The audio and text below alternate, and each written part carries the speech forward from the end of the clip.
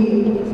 To their families and friends, we say they will never be forgotten. Let's have a moment of silence.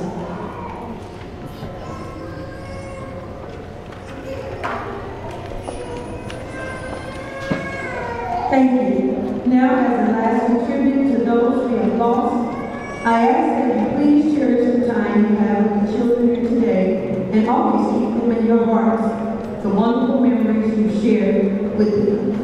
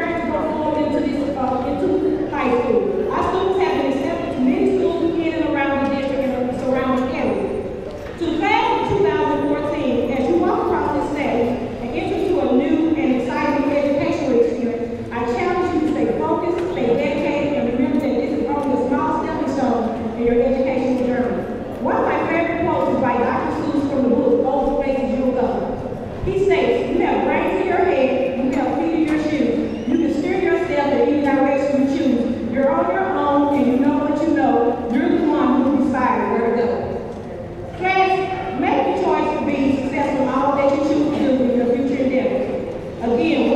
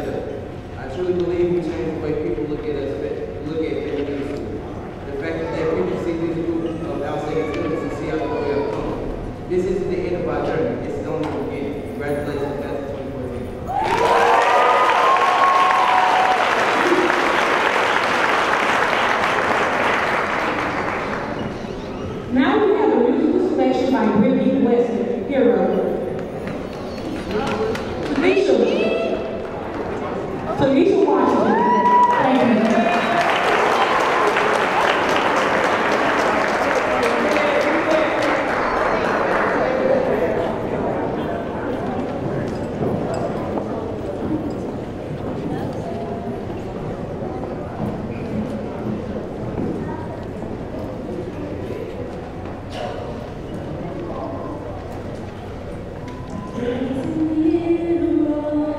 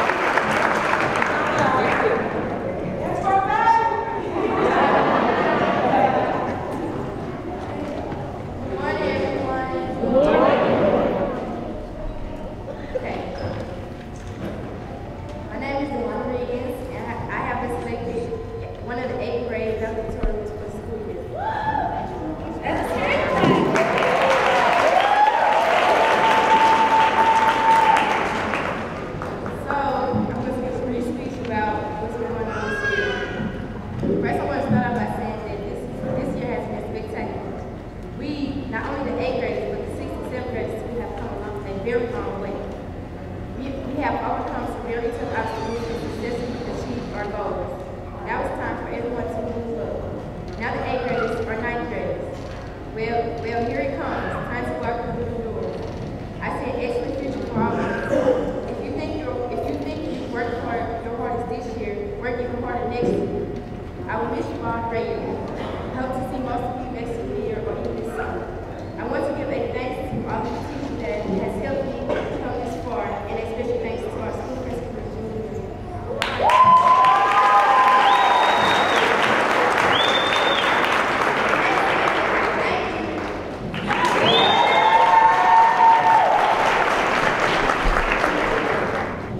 Now we have a poem that was read to you from Angel Veloci and Cindy Fabian. And this poem is dedicated to all the parents and the teachers who have worked tirelessly to help our students progress in their education journey. Cindy, Angel, come to the stage.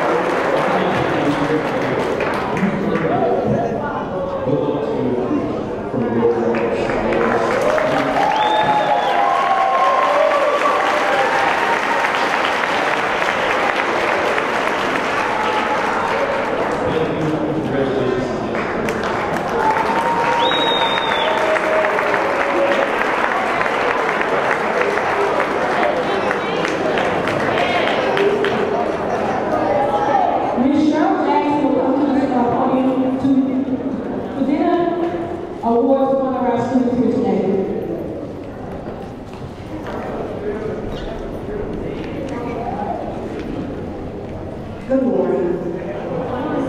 The St. Louis Public Schools Special Education Department presents an award to our students every year, and we have one person that was chosen for Fannie Middle School. It's called Still Our Rise Program Award, and we would would like to give this honor to Mr. Devin McClendon.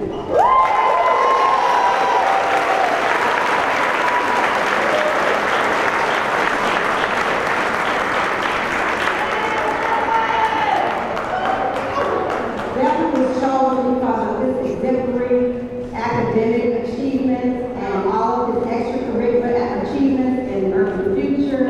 And he has just really grown over the 3 years I've known him. He is a great kid, and we honor him today.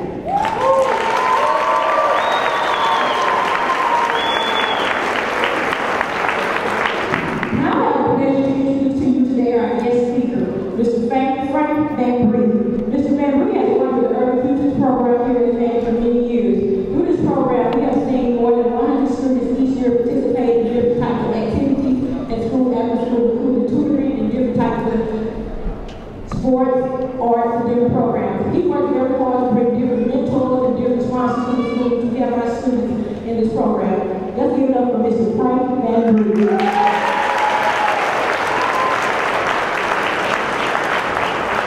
Morning, everyone. How are you? You know, Urban Future started at Fanning Middle back in 2001.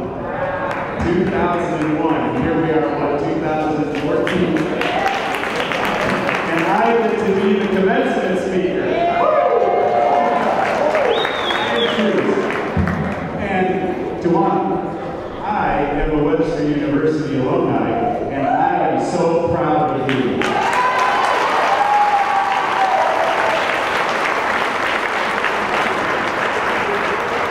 Okay, again, I'm Frank Van Bree with Urban Future, and that means we work here with the Urban Future students. It means you have to stay after school, you have to work hard, you have mentors, you have tutors. You're basically preparing for tomorrow's workforce. You're preparing for your future. And before I go any further, I know I'm with Urban Future, and I know many of you have been with Urban Future, and many of you not. That's okay. Because Urban Future is going to continue in high school, so I'm talking to each and every one of the 8th grade graduates. If you would like to stay in touch with us and have us help you with your career plans and focus, then please get with your team, the team leaders, or any of the Urban Future staff before you leave at the end of the week. We've got a blog, we've got ways for you to keep in contact with us, and of course talk to your fellow students who are in Urban Future, and let's stay together. Let's stay together, and let's see this class be powerful in the workforce in about 6 years, right? 8 years.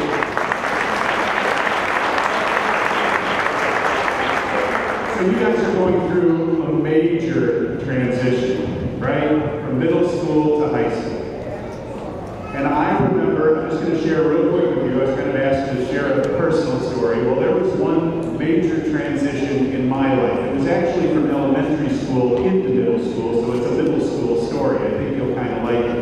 And it takes place on the farm in southern Indiana, where I grew up.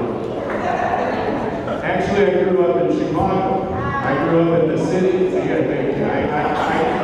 I grew up in the city of Chicago, and I was a proud member of, I don't laugh, this is the best we could come up with, but it was a gang, the Alley Brats.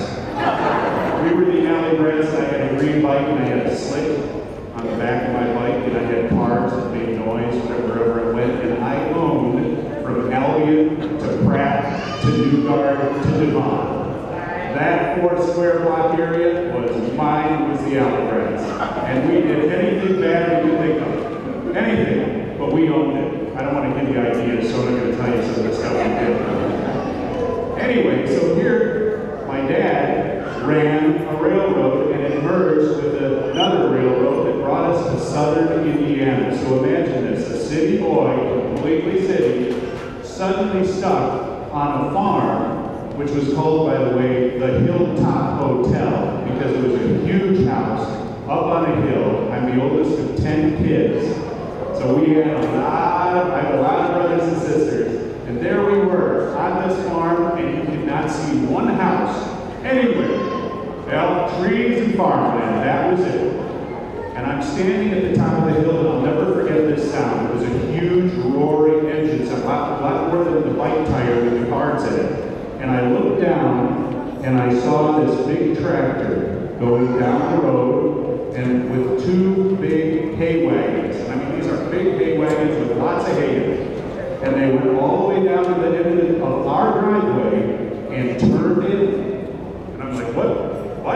And they came up the driveway, got about halfway up, and then started to back down into the big, huge farm that we own. We had 43 head of cattle, Black Angus, good beef, and we had 6 horses and even a goat.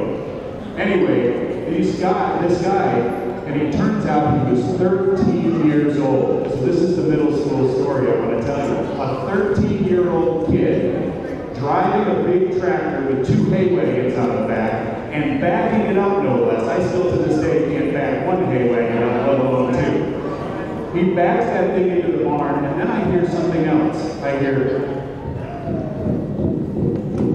and I look down, and there comes 5 other guys on horseback down the road, and they pull up, they drop their horses, and they start unloading all that hay up into that barn loft.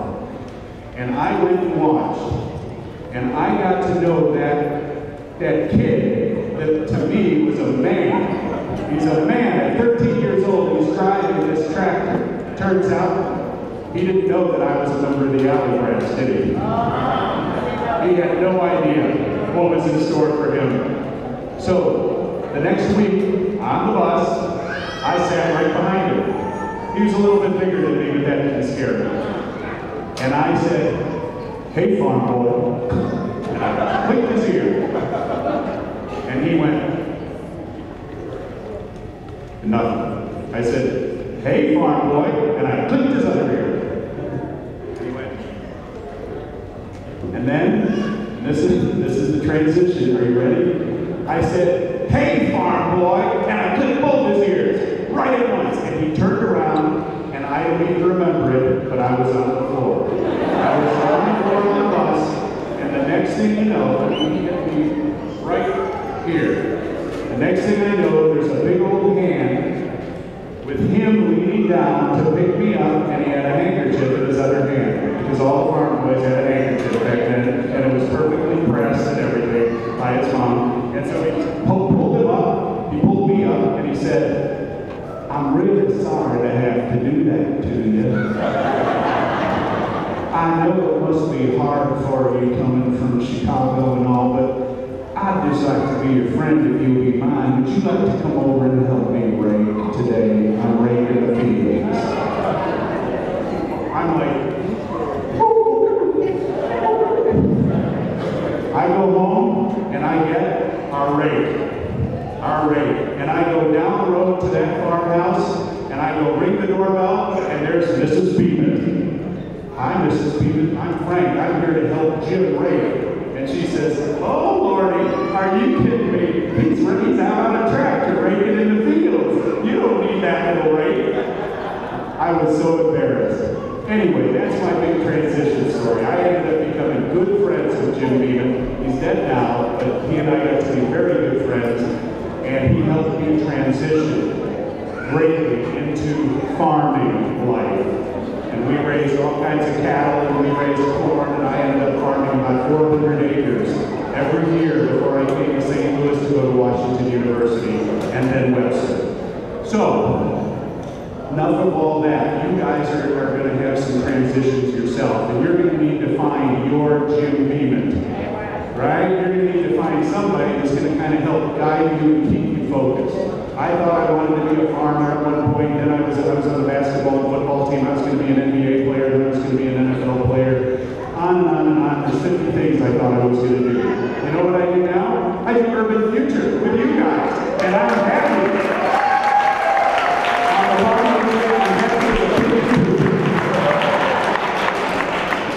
Here's the top 10 list. I'm going to read it quick because I know we want to get going with this. But here's the top 10 list. Just think about it real quick. I'm just going to read it. Number 1, through your own determination, you can be anything you want to be. Anything. That's not a cliche. That's the truth. If you believe it. If you believe it. Use any and all available resources and opportunities that are given to you over the next few years, and maybe UrbanFUTURE will be one of them. And take advantage of help from teachers, school staff, community. If you need help, please ask for it. There's nothing wrong with asking for help. This is an important one. I know all the parents will agree. Say please and thank you. Be a good Samaritan. Number 4, be a good Samaritan. Remember how good it feels to be helped? So try to help others without asking for anything in return. Try to do it. It's a paradox. If you really care about yourself, think of the other and you'll get filled up. It's interesting. Number 5, be humble. You know what humility is? Humility is truth. If you're a good basketball player, say I'm a good basketball player. Don't go, no, if you're good at something, be good at it, but be truthful, be humble. Really listen to what others have to say. Having a conversation with someone who only talks about themselves is boring. Listen to what other people have to say, and then respond thoughtfully. They'll know you were listening. Accept responsibility for your actions. Mistakes are a part of life. We all make them. I've made plenty.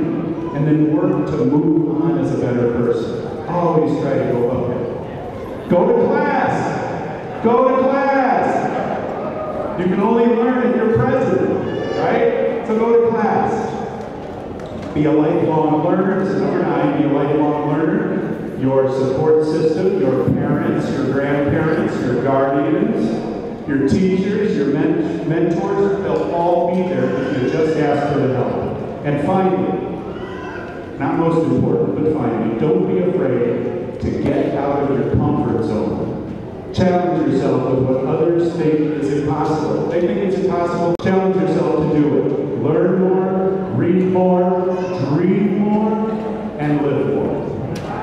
Thank you all. Thank you very much. Thank you very much.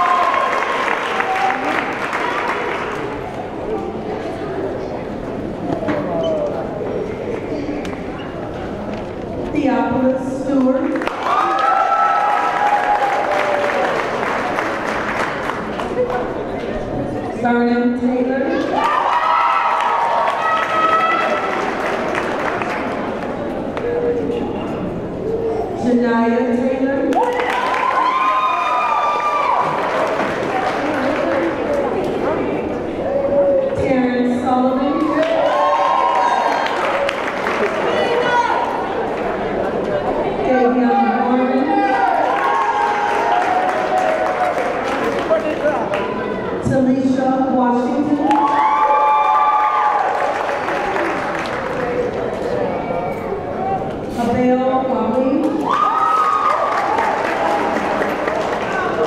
Brittany Weston,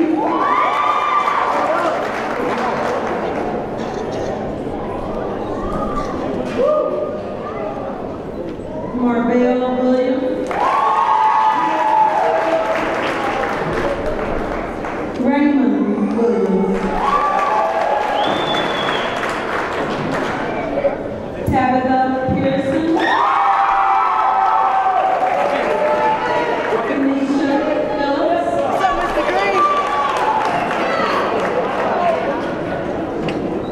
Georgia Rice,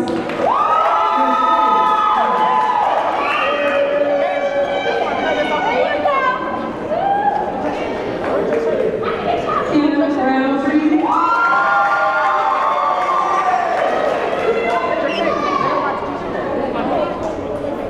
Emmanuel Salima,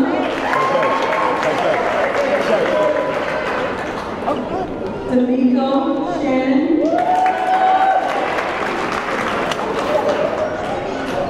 Lamont Sims, Anthony Smith,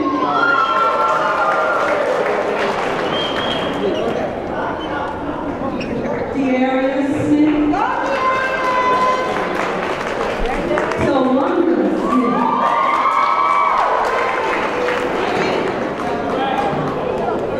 Lamar Marion,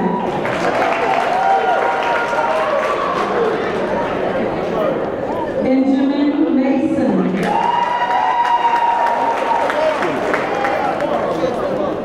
George Martinez,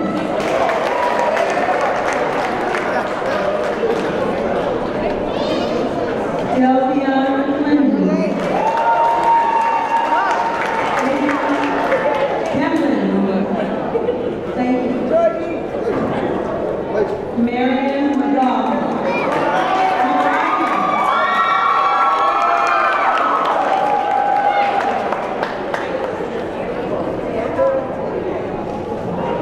Peter Nugent, Obed Raz,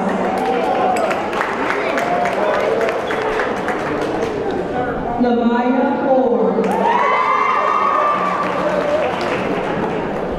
Aaliyah Owens,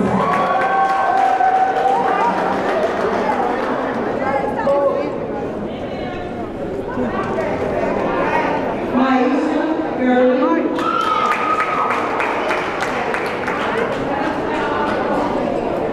Don Harrison,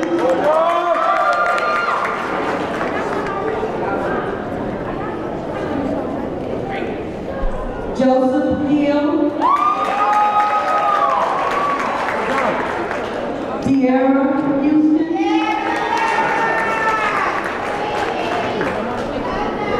De'Ane Johnson,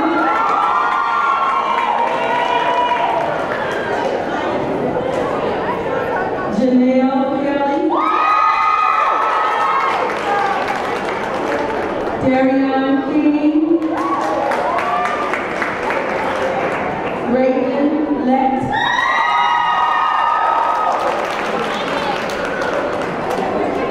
Xavier Locke, Angel Megan,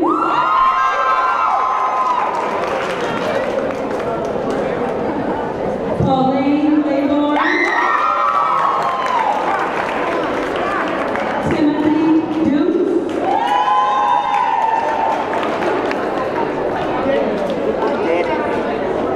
Cindy Fabian,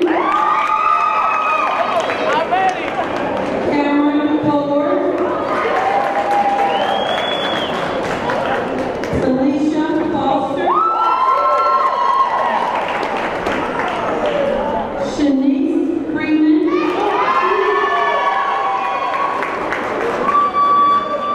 Kashmara Galarza, Kashmarie Galarza, Anna Garcia Mendoza, Adrene Gillian,